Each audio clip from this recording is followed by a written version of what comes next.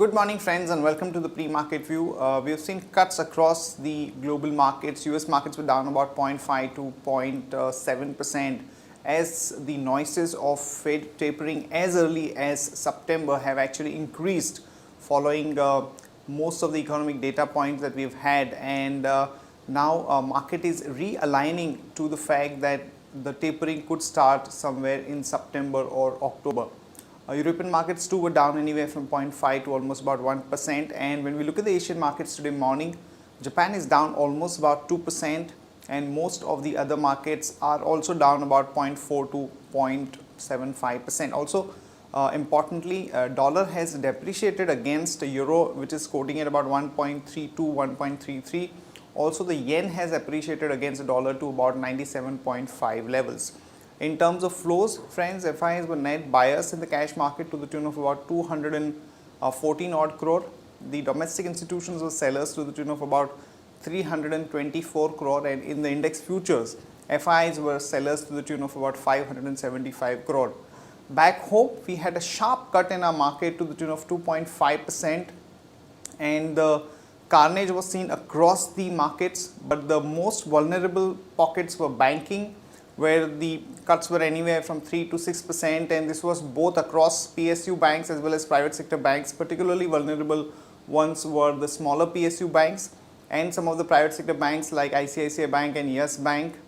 Also, we had seen sharp cuts in capital goods names like BHEL, Tata Power, L&T, which were down anywhere from 5 to almost about 15-18%. So we have broken important levels, and the overall sentiment has turned weak because of the way the rupee has reacted to the markets, and it actually touched a low of almost about 61.8, somewhere close to about 62. But it managed to pull back a little after the news of the appointment of the new RBI governor in the form of Raghuram Rajan came in.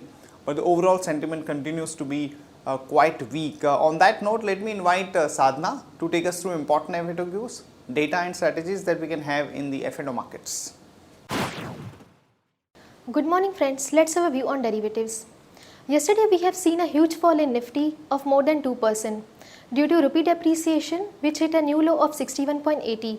Plus we have seen short positions were added in Nifty futures as around 17.8 lakh shares were added in open interest, plus Nifty futures premium decreased from 38 points to 31 odd levels.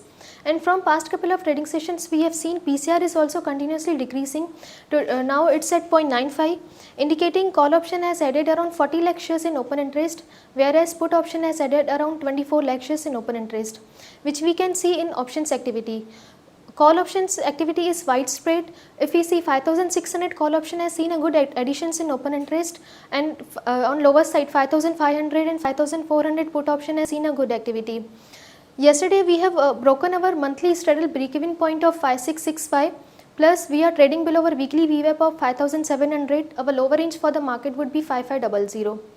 And today Singapore Nifty is up by 25 points, so we may see a flattish to positive opening in index, but we may see selling may continue to emerge at higher levels.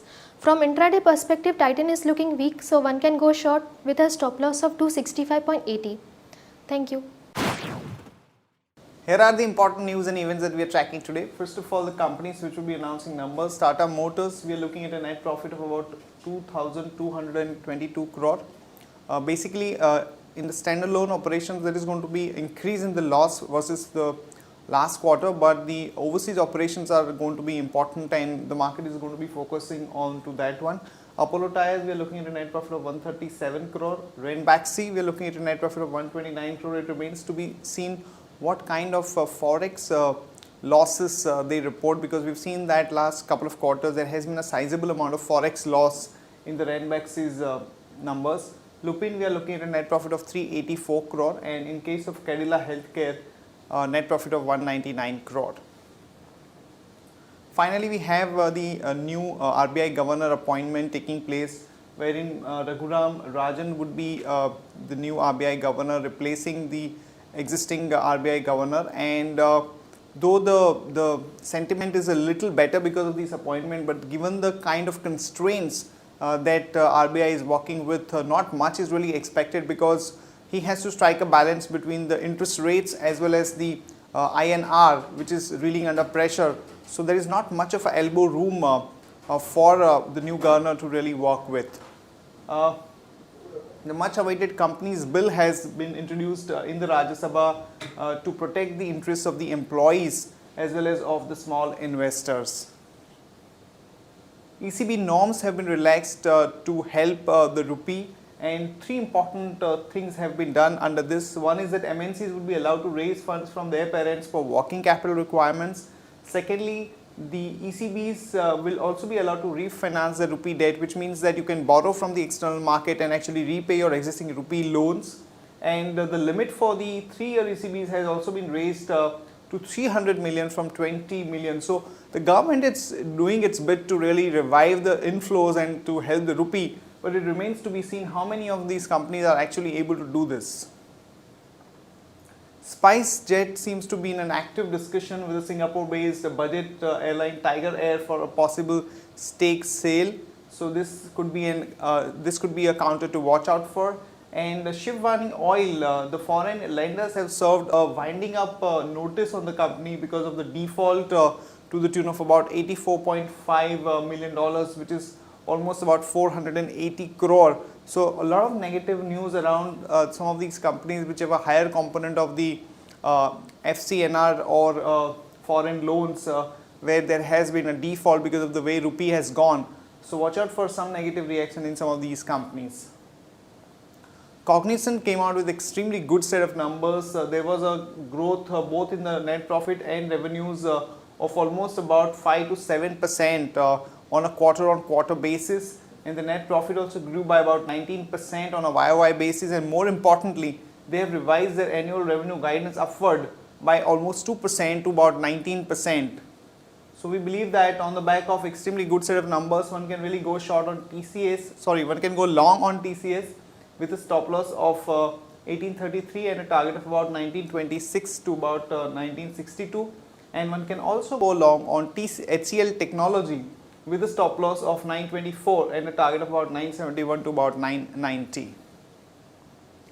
GMR Infrastructure is looking at selling its 4 road assets for about 1500 to 2000 crore to the Singapore-based sovereign fund Khazanah, and that could be a bit of a relief for GMR, so one can go long there with a stop loss of 11.25 and a target of about 12.5.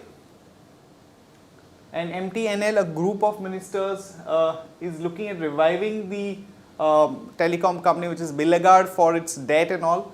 So they are looking at taking over the entire debt and waiving off their license fee and the spectrum charges for the 3 financial years.